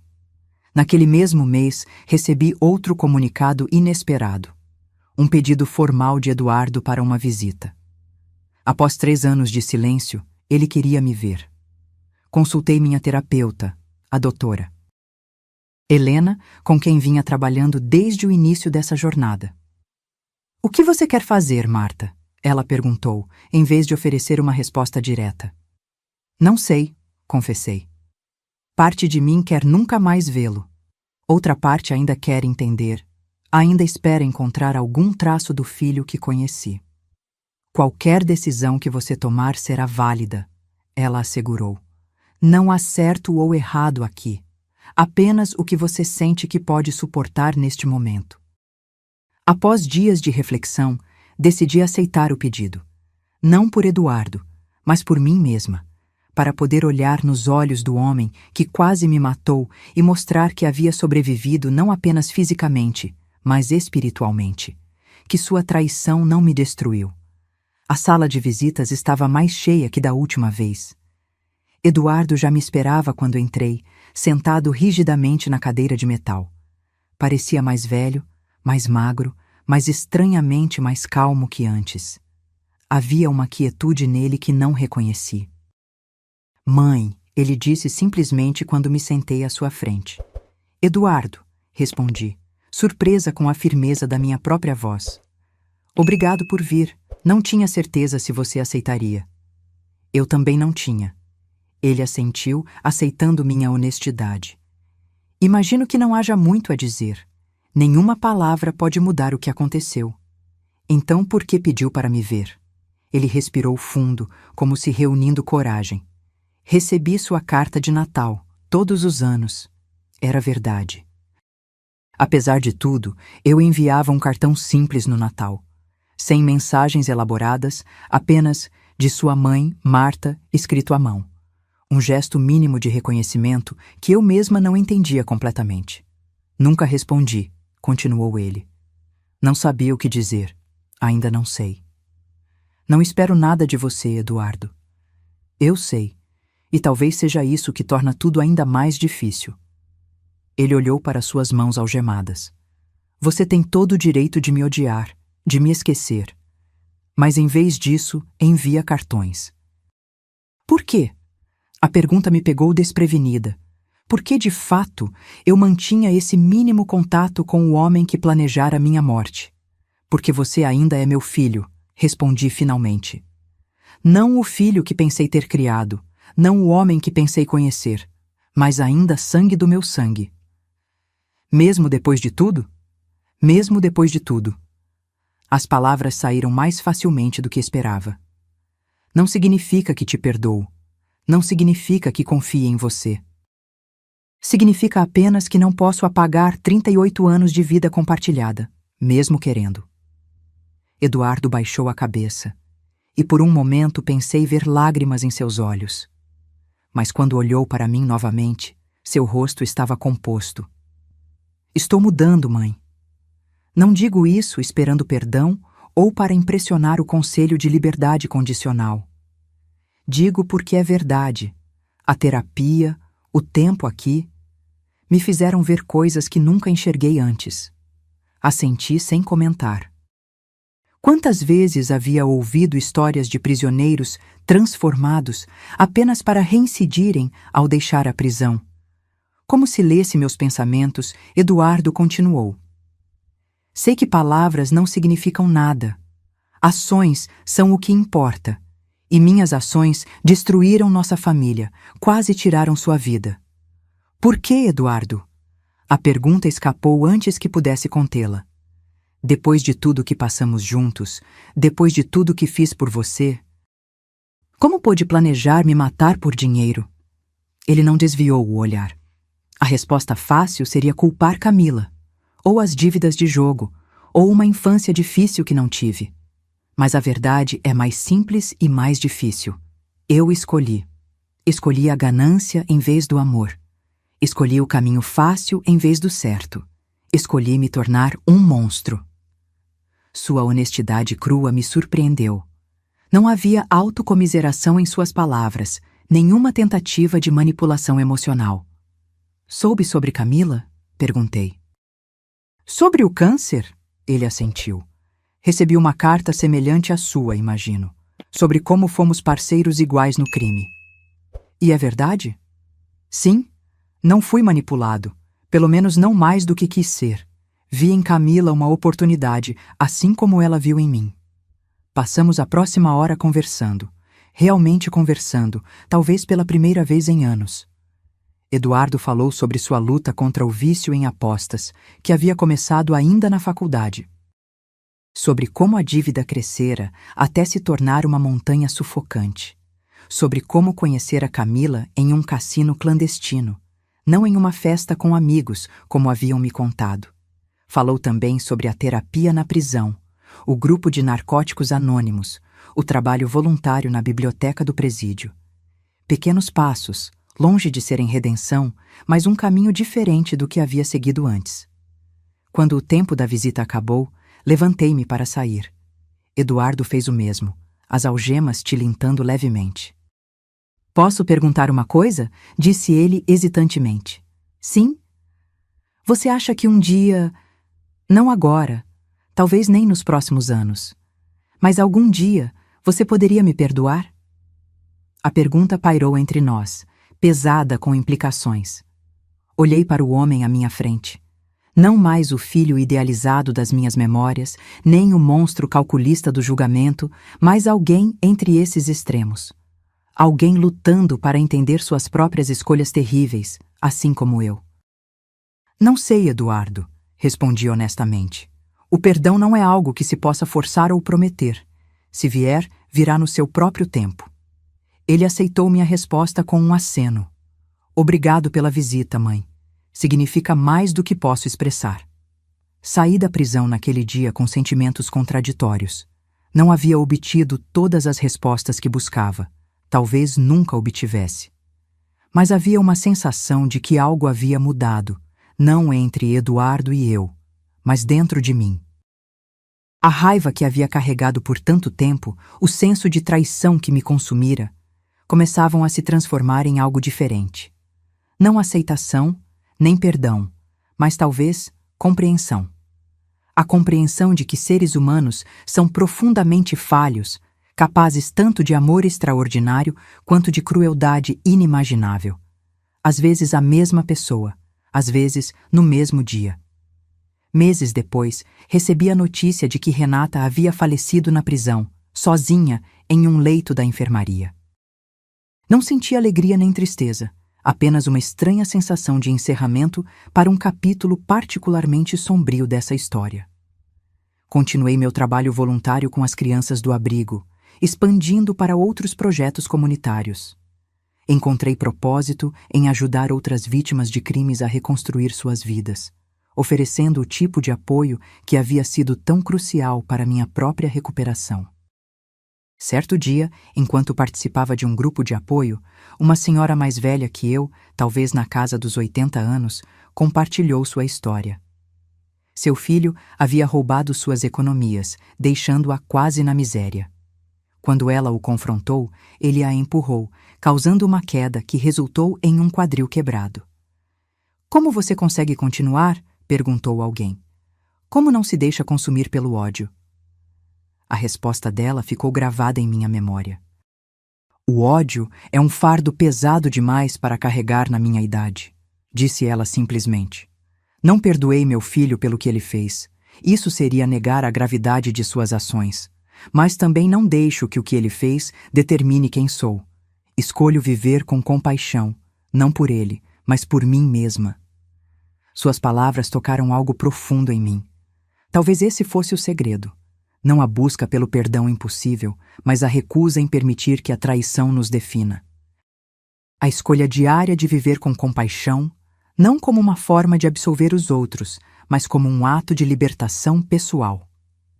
5 anos depois daquela tarde fatídica na loja de concertos, recebi outro pedido inesperado. Eduardo, agora elegível para liberdade condicional, após cumprir parte de sua pena, pediu que eu fosse à audiência. Não para apoiá-lo ou interceder, explicou na carta, mas para que pudesse me ver entre os presentes, lembrar do rosto real de quem havia prejudicado. Depois de consultar minha terapeuta e amigos próximos, decidi ir. Sentei-me no fundo da sala, observando enquanto Eduardo respondia às perguntas do conselho com uma honestidade surpreendente. "Não mereço liberdade condicional", disse ele a certa altura, surpreendendo a todos. "Não ainda. Ainda estou trabalhando para me tornar alguém que possa viver em sociedade sem causar dano. Peço apenas a oportunidade de continuar esse trabalho em um ambiente menos restritivo, onde possa também contribuir de alguma forma para reparar o mal que causei." O conselho negou seu pedido, como esperado, mas com uma observação. Seu progresso era notável, e uma nova audiência seria marcada para o ano seguinte, com grandes chances de aprovação se continuasse no mesmo caminho. Quando a sessão terminou e Eduardo estava sendo escoltado para fora, nossos olhares se cruzaram brevemente. Não sorri, não acenei, apenas mantive contato visual, um reconhecimento silencioso de sua presença, de sua humanidade, apesar de tudo. Ele baixou a cabeça em um gesto que interpreti como respeito e foi levado embora. No caminho para casa, refleti sobre a jornada dos últimos anos. A dor havia se transformado em algo diferente. Não desaparecera, mas já não dominava meus dias. As memórias felizes do passado, que por tanto tempo haviam sido envenenadas pela traição, começavam a retornar ocasionalmente, permitindo-me sorrir ao lembrar do Eduardo criança, sem que o sorriso fosse imediatamente apagado pelo pensamento do Eduardo adulto. Ainda não o havia perdoado. Não sabia se algum dia conseguiria, mas começava a compreender que perdão e cura são coisas diferentes. Eu podia curar minhas próprias feridas sem necessariamente absolver quem as causou. 6 anos após descobrir o plano para me matar, fiz uma das coisas mais difíceis e libertadoras da minha vida. Vendi a maioria das fotos e lembranças de Eduardo. Não por raiva ou ressentimento, mas como parte do processo de simplificação de minha vida. Mantive apenas algumas. Uma dele bebê em meus braços no hospital, outra de sua formatura no ensino médio e uma de nós 3, Eduardo, José e eu, em nosso último Natal em família antes da morte de meu marido. Essas fotos não estavam expostas, mas guardadas em uma pequena caixa, acessíveis quando eu quisesse olhá-las, mas não como lembretes diários do que havia perdido. O resto, troféus, trabalhos escolares, presentes de aniversário, doei ou descartei. Cada objeto liberado parecia levar consigo um pouco do peso que eu carregava. Quando completei 70 anos, organizei uma pequena celebração. Nada grandioso, apenas um almoço com os amigos que haviam se tornado minha família escolhida. Lucas e Ana estavam lá com Miguel, agora um garoto esperto de 7 anos, e seu irmão caçula Pedro, de 3.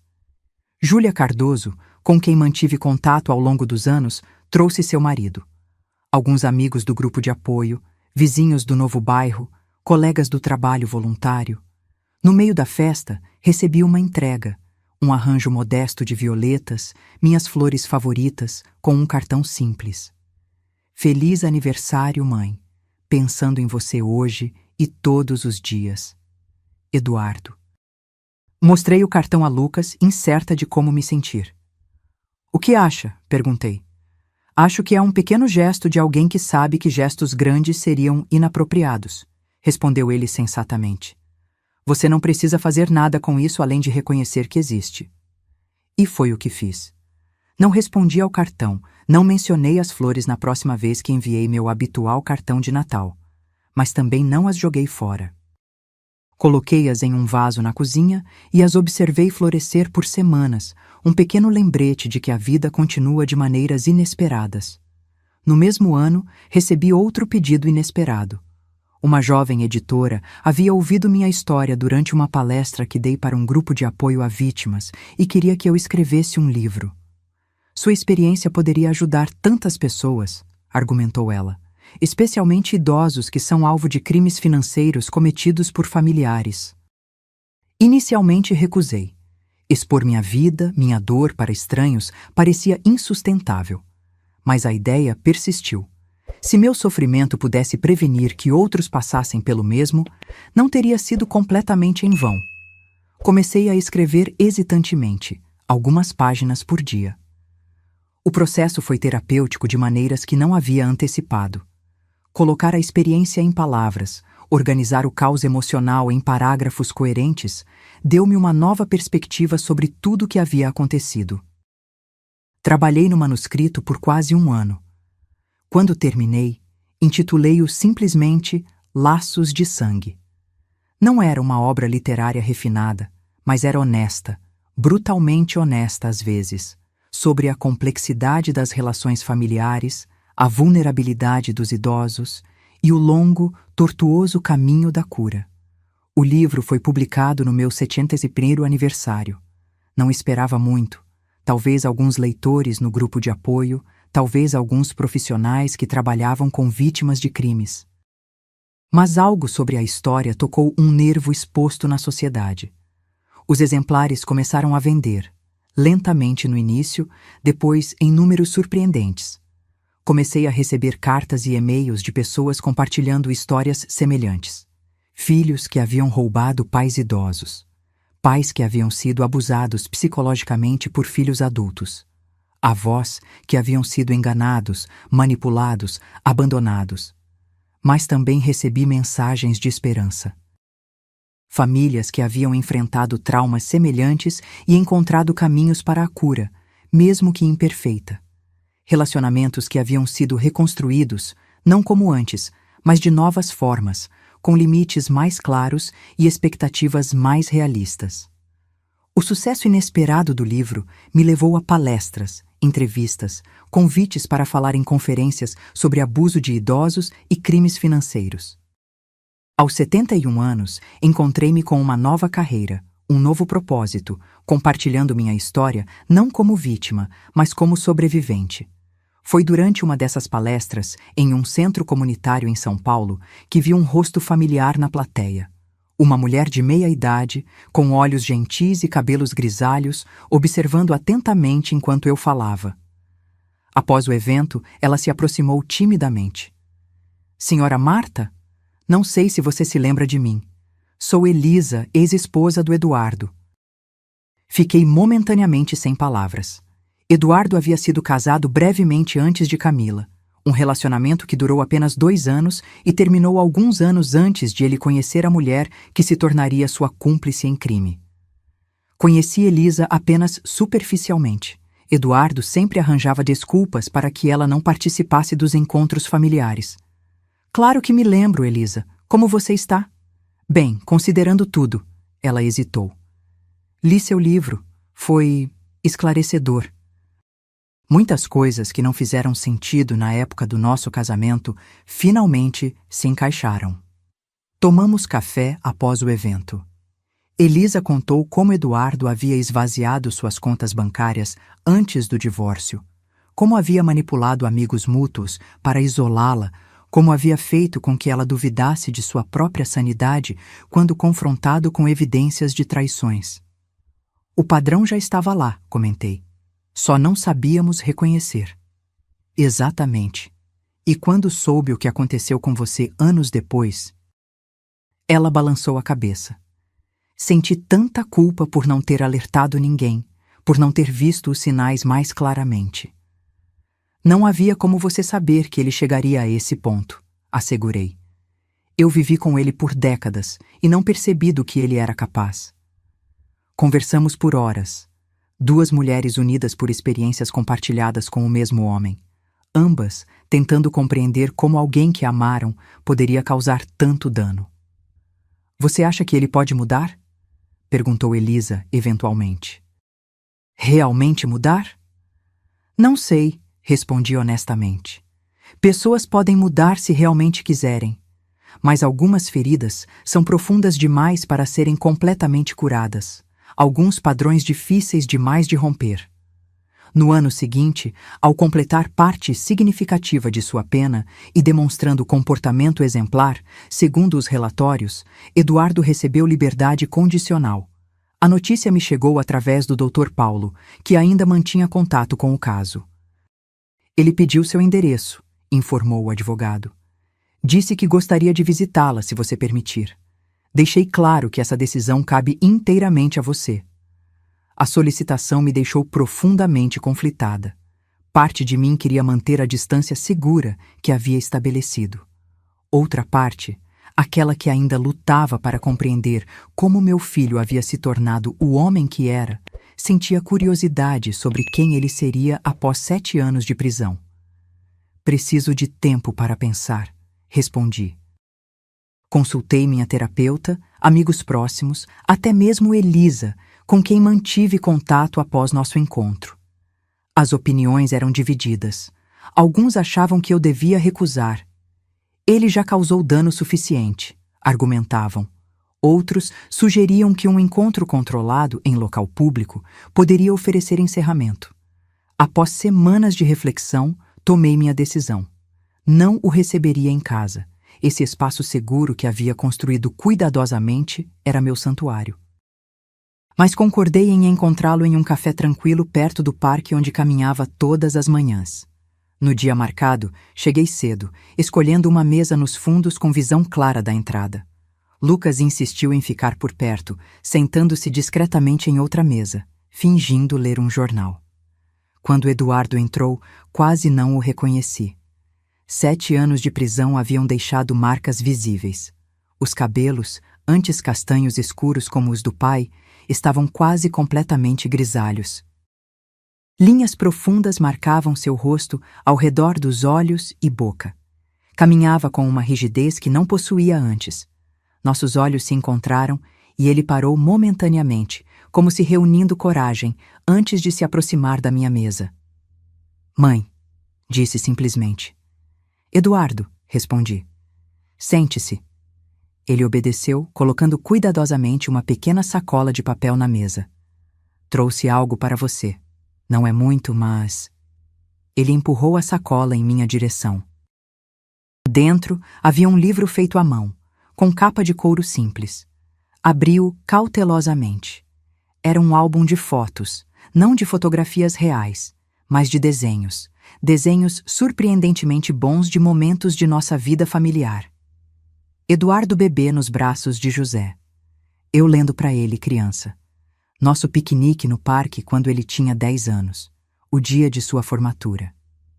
Aprendi a desenhar na prisão, explicou ele, notando minha surpresa. Terapia pela arte. Comecei a tentar lembrar momentos felizes, para me ancorar em algo positivo. Folheei o álbum silenciosamente. Os desenhos captavam detalhes que havia esquecido. O laço específico dos sapatos que Eduardo usava na primeira escola, o padrão do vestido que eu usava em seu aniversário de 8 anos, a maneira como José inclinava a cabeça quando ria. É impressionante, comentei finalmente fechando o livro. Não espero que mude nada, disse ele rapidamente. Só queria que você soubesse que nem tudo foi mentira, que houve momentos reais, verdadeiros entre nós. Ficamos em silêncio por alguns instantes, o peso de 7 anos e inúmeras traições pairando entre nós. Li seu livro, ele falou finalmente. Meu advogado conseguiu uma cópia. Foi difícil de ler, ver tudo pelos seus olhos. Imaginei que seria. Você não me poupou. Não era esse o propósito do livro. Ele assentiu. Nem deveria ser. A verdade é importante, mesmo quando dói. Uma garçonete se aproximou e pedimos café. A normalidade da situação, mãe e filho tomando café em uma tarde tranquila, contrastava absurdamente com a realidade de nosso relacionamento fraturado. Como estão as coisas? Perguntei, mais por educação do que interesse genuíno. Onde você está morando? Em uma casa de transição para ex-detentos. É um bom lugar, administrado por uma ONG. Tenho meu próprio quarto, ajudo na manutenção do prédio. Estou procurando trabalho, mas... Ele deu de ombros. Não é fácil com o meu histórico. Imagino que não. Tenho uma entrevista na semana que vem, numa gráfica. Trabalho manual, mas honesto. A frase, trabalho honesto, soou estranha vinda dele, como se estivesse experimentando um conceito novo. E você? Perguntou ele. Além do livro, Lucas me contou que você está dando palestras. Sim, principalmente para grupos de apoio a vítimas e profissionais que trabalham com idosos. Nada glamuroso, mas significativo. Você parece bem, observou ele. Mais forte do que antes. A vida nos fortalece, geralmente através das experiências que preferiríamos evitar. Ele baixou os olhos para sua xícara de café. Eu queria poder voltar atrás, desfazer tudo. Mas não pode. Não, nenhum de nós pode. Terminamos nossos cafés em silêncio contemplativo. Não era um silêncio confortável, como costumava ser anos atrás, mas também não era carregado do ressentimento amargo que eu esperava sentir. Quando nos despedimos na porta do café, ele perguntou hesitantemente: podemos fazer isso de novo algum dia? Não precisa ser logo. Apenas algum dia? Considerei a pergunta cuidadosamente. Talvez. Não posso prometer. Preciso ver como me sinto depois deste encontro. Ele aceitou minha resposta com um aceno. Obrigado por vir hoje. Significou muito. Observei Eduardo se afastar pela calçada, sua postura um pouco mais curvada do que lembrava, seus passos mais lentos. o filho que conheci, o homem que traiu minha confiança da maneira mais profunda possível, o estranho que havia se tornado, todos contidos na mesma pessoa caminhando para longe de mim. Nos meses seguintes, recebi cartas ocasionais de Eduardo, atualizações simples sobre sua vida, o trabalho na gráfica que conseguira, um curso de design gráfico que estava fazendo à noite, suas sessões contínuas de terapia. Não pedia nada, não fazia perguntas, apenas compartilhava pequenos fragmentos de sua nova realidade. Respondia a algumas cartas com notas breves e impessoais. Não encorajava a intimidade, mas também não rejeitava completamente a conexão tênue que ele tentava estabelecer. Em uma de suas cartas, ele mencionou ter começado um projeto de ilustração para livros infantis sobre perdão e segundas chances. Não para ganhar dinheiro, escreveu, mas como forma de processar meus próprios erros e talvez ajudar crianças a entender conceitos difíceis. Pela primeira vez, senti algo além da ambivalência dolorosa que caracterizava meus sentimentos por ele.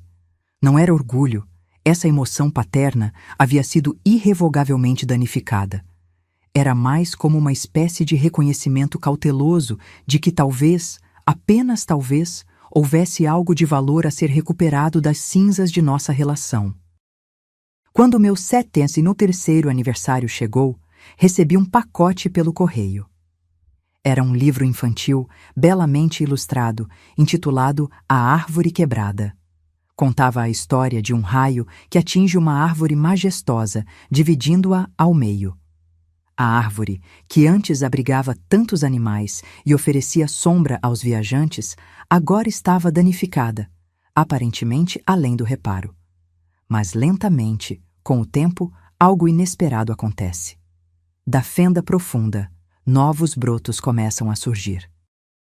A árvore nunca volta a ser o que era, permanece marcada, dividida, mas encontra uma nova forma de crescer, de oferecer abrigo, de existir no mundo. Na última página, uma dedicatória simples. Para minha mãe, que me ensinou que mesmo o que está quebrado além do reparo, ainda pode encontrar propósito. Com amor, Eduardo. Guardei o livro cuidadosamente na mesma caixa onde mantinha as poucas fotos que havia preservado.